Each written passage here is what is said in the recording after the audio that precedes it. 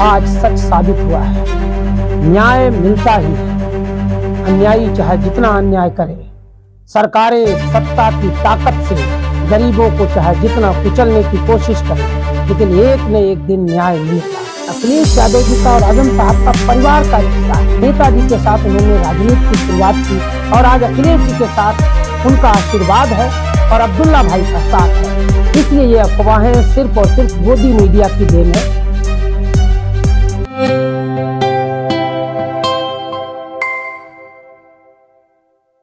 तकरीबन 2 सालों के बाद समाजवादी पार्टी के सीनियर लीडर आजम खां की आज रिहाई हो गई है। सीतापुर जेल से वो निकले हैं। बेल मिलने के बाद उनकी रिहाई हुई है। सीतापुर से वो रामपुर के लिए निकले हैं।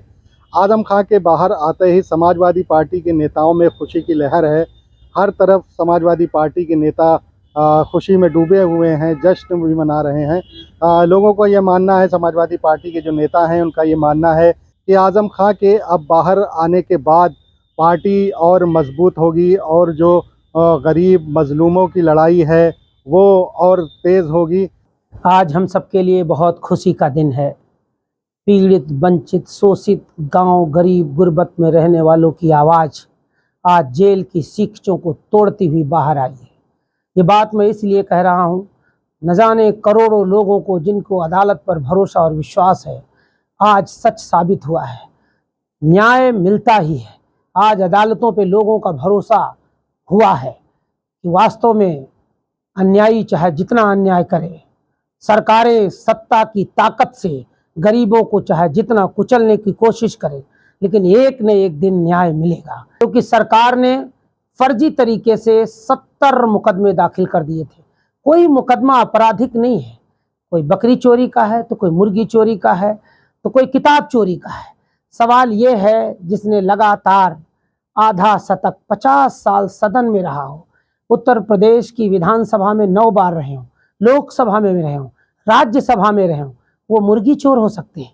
इसलिए आज न्याय और अदालत को मैं शुक्रिया अदा करना चाह रहा हूँ कि आज अदालत से सच की जीत हुई है, सत्य की जीत हुई है। सरकारें सत्ता की ताकत से चाहे जितना मसलना चाहें, लेकिन एक न एक दिन सच्चाई की जीत होती है।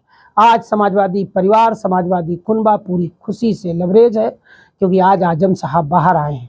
मुझे उम्मीद है आने वाले 2027 में फिर से समाजवादी सरकार बनाने के लिए उत्तर प्रदेश के कोने कोने में जाकर के अखिलेश यादव जी के हाथों को मजबूत करेंगे और एक बार फिर जिनको सताया जा रहा है, जिनको पिछाड़ा जा रहा है, जिनको परेशान किया जा रहा है, उनकी आवाज़ को आजम साहब मजबूती से सदन से, सड़क से, संसद तक फिर से उठाएंगे।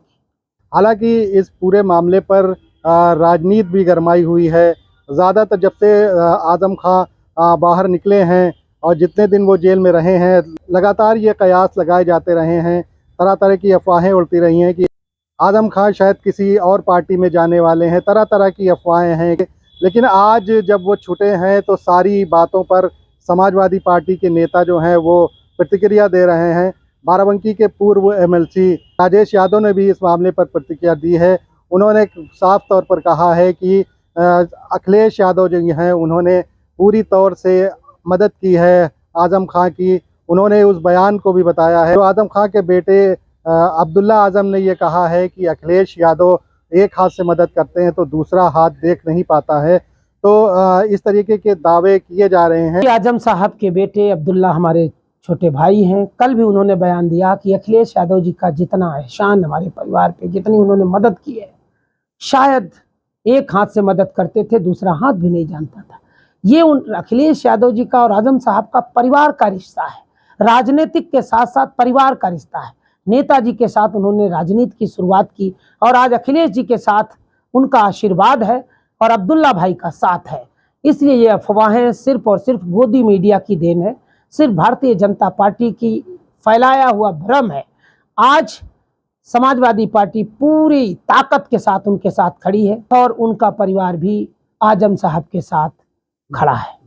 हालांकि राजनीति में कुछ भी मुमकिन नहीं होता है, कुछ तय नहीं होता है। अब आजम खां छूटे हैं, देखिए आगे उनका क्या रुख होता है। बाराबंकी मिरर के लिए मोहम्मद उमैर।